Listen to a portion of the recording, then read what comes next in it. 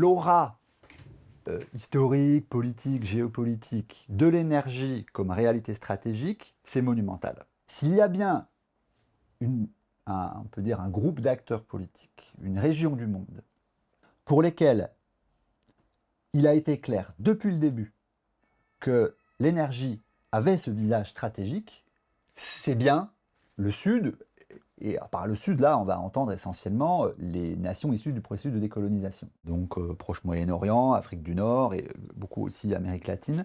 Il était très clair depuis le début que dans le processus de construction de la souveraineté de ces nouveaux États, les ressources joueraient un rôle fondamental.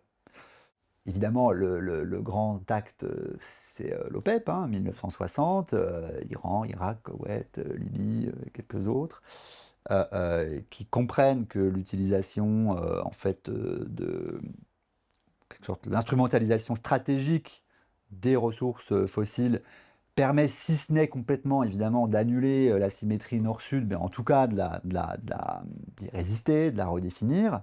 Et puis j'oublie, évidemment, avant 1960-56, la crise de Suez, où Nasser utilise le canal comme ce qu'il est, c'est-à-dire un goulot d'étranglement dans les circuits de distribution de l'énergie fossile, comme levier de consolidation de la souveraineté.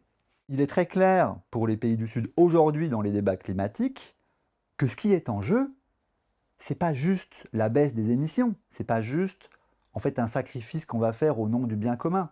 Aucun leader politique sensible à la question écologique en Inde, au Brésil, dans tous ces pays-là, ne cadrera jamais la question comme ça. Il la cadre toujours comme une question de sauvegarde de la souveraineté. Ils savent que leur souveraineté est attachée à ces ressources.